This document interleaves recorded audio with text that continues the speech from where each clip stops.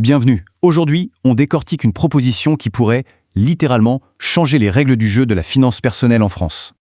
Non, on ne parle pas d'un petit ajustement, hein. Le mot qui revient partout, c'est bien celui de séisme, un vrai séisme potentiel pour l'épargne de millions de Français. En fait, tout ça, ça ressemble à un grand match de boxe. D'un côté, on a la championne en titre, et de l'autre, un challenger qu'on voudrait transformer en poids lourd. Commençons par la championne, la star incontestée, l'assurance vie. C'est, depuis des décennies, le produit phare pour épargner sur le long terme et préparer sa succession. Alors, pourquoi un tel succès ? Eh bien, c'est une formule gagnante, une fiscalité très avantageuse et une souplesse incroyable. C'est ce cocktail qui en a fait le placement préféré des Français depuis des générations. Mais voilà, le paysage pourrait bien changer. Une nouvelle proposition de loi est sur la table, et son but est simple, donner des super pouvoirs à un autre produit, le fameux PEA, pour qu'il puisse enfin rivaliser.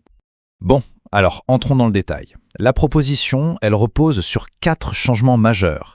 Et attention, ce sont des changements qui pourraient absolument tout transformer pour le PEA. Ces 4 étapes, c'est une véritable métamorphose. L'idée, c'est de rendre le PEA non seulement beaucoup plus puissant, mais aussi bien plus flexible et au final plus simple à utiliser. Le premier changement, et pas des moindres, ce serait la suppression totale du plafond de versement.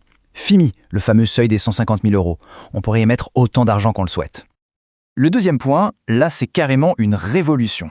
Permettre d'ajouter une clause bénéficiaire, c'était jusqu'à présent le super pouvoir exclusif de l'assurance vie, son avantage numéro 1.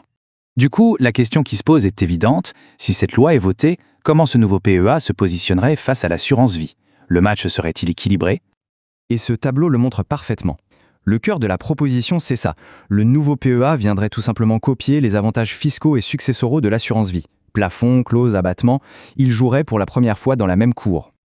L'objectif, il est clairement affiché. Créer une vraie concurrence. Mettre fin à ce que les défenseurs du projet décrivent comme un monopole fiscal injuste détenu par le monde de l'assurance.